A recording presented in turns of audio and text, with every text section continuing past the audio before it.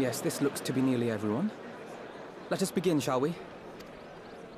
Though I am usually the first to hold forth at such events, I think on this occasion that honor should fall to you.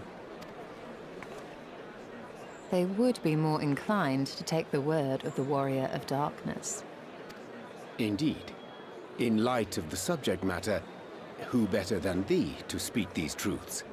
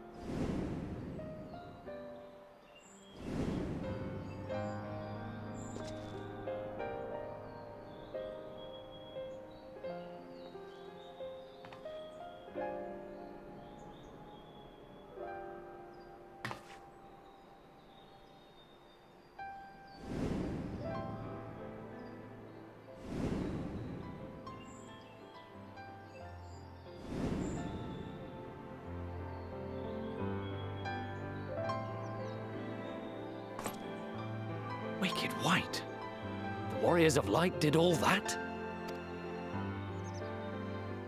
So they never... I mean, they only ever wanted to help. And when everything they'd done turned to ash, they still carried on.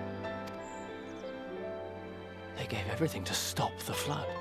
First their lives, then their souls. And they managed it too, in the end.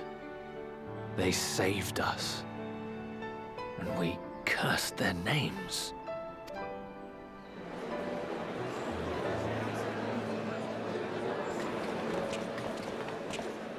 This should go a long way towards clearing the air.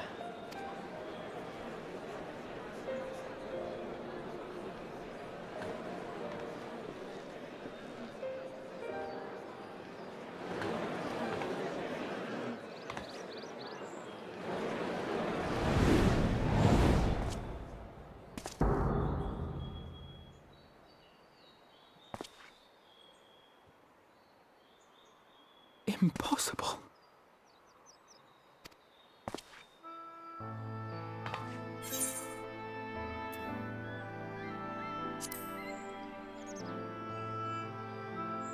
I definitely see something. You don't think it's a ghost, do you? Nay, yonder standeth no bloodless apparition, but a warrior of light and darkness both. Ardbert. What in the world?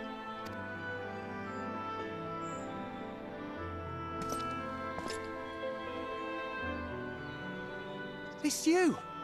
The one who slew the Eater!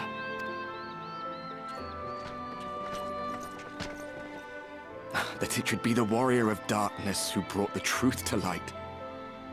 You've saved me a fair bit of time. Though I have a few words of my own to say, if I may.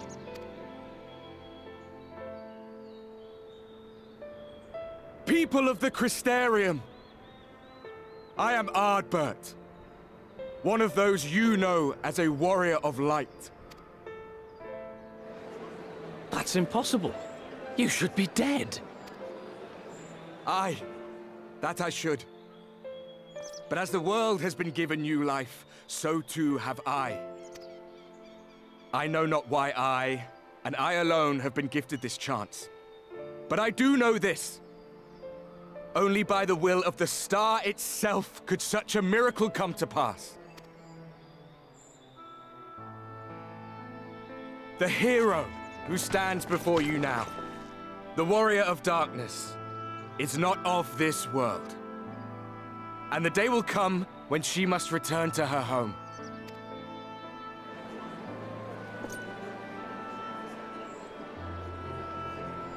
But this land is our home.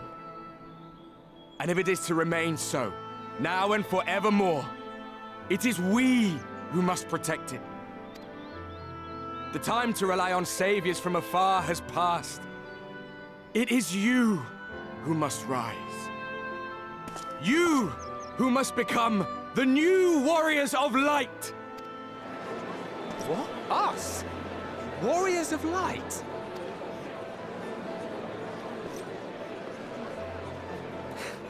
None of us were born heroes, my friend. I was only ever a man with a thirst for adventure. But wherever my journeys took me, I was invariably confronted with the same choice. To lend what aid I could to those in need, or not. And I always chose the former. Any one of you could do the same. All you need is the will to help your fellow man, and the resolve to see it through.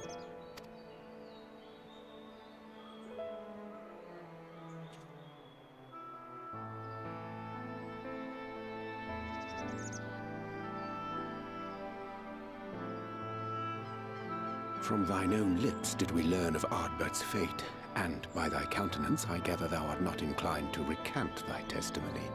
Yet whosoever this man may be, his words hold truth and resonate with the citizenry besides. For us to voice our doubts here and now would serve but to sow disquiet. 'Twere better we retired under the ocular and there discuss this matter in private. Go. I will stay here and watch.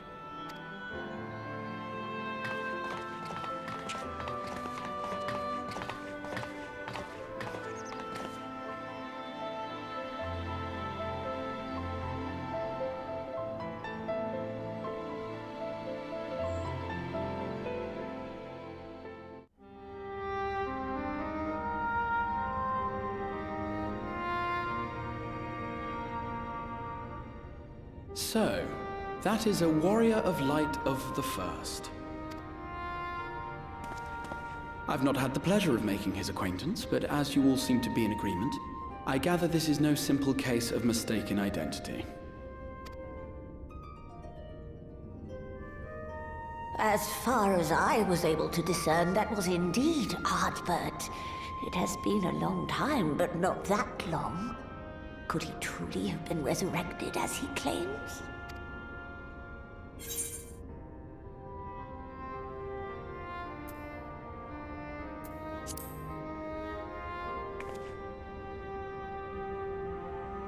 Ardbert did entrust his very soul unto thee.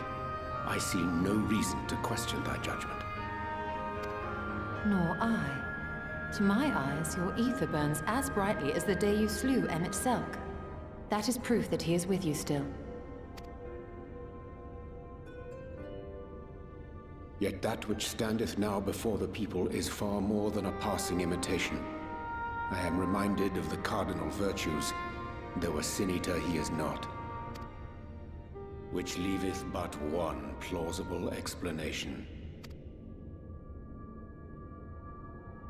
That he is an Ascian.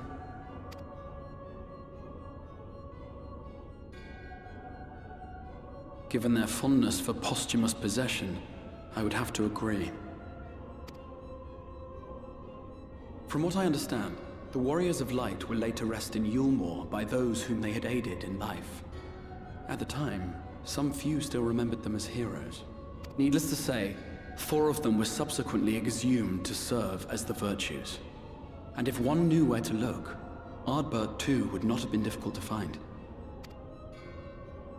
Assuming then that this is indeed the work of an Ascian, my mind inevitably turns to the last remaining paragon to survive the Sundering.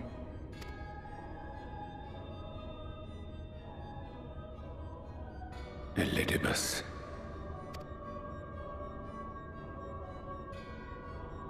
That Xenos hath reclaimed his own flesh is known. Thus evicted from his borrowed form, and cognizant no doubt of Emmett Selk's failure here in the first, 'tis quite possible the emissary chose Ardbert for his next vessel. Inhabiting the flesh of the fallen? My, that is unsavory. And they do this often, you say? Verily, for they possess no corporeal forms of their own. In what one may term their natural state, none save those gifted with the echo can perceive them. Indeed, when Elidibus intruded upon the waking sands, his presence did go unmarked by all save Minfilia and the Warrior of Light.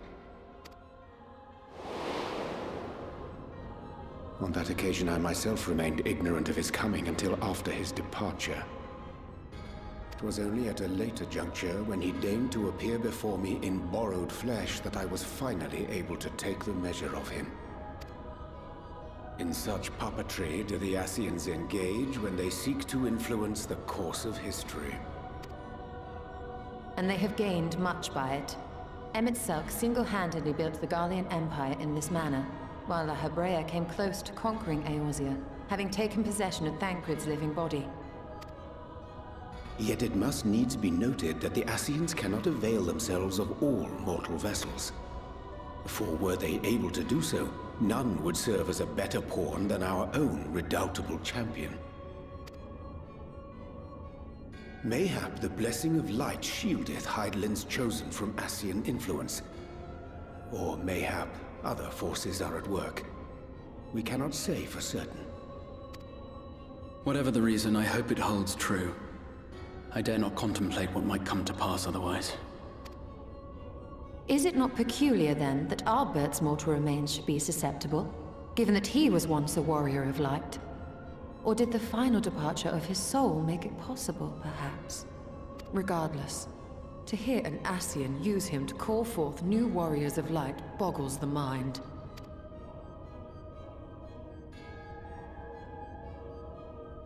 Elidibus hath ever been an enigma, his ostensible purpose being to preserve the balance between light and dark.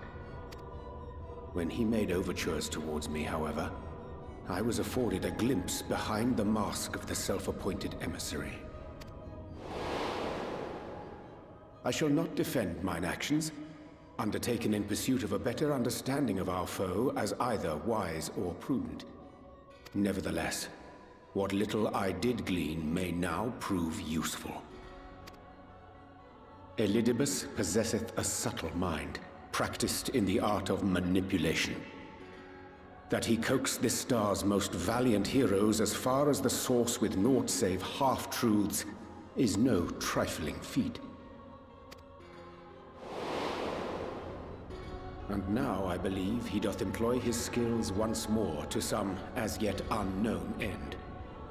Though naught is certain, should my suspicions prove true, we shall have need of all our wits if we are to uncover and thereafter thwart his plot. Agreed. 'Tis plain that simply speaking out against him will not avail us. At best, it would only serve to confuse the people. And I would hesitate to do anything which might tarnish Ardbert's reputation once more, nor yours by association. That being the case, it may be wise to keep a covert eye on this Ardbert's movements, as we attempt to discern his purpose and how best to mitigate his influence.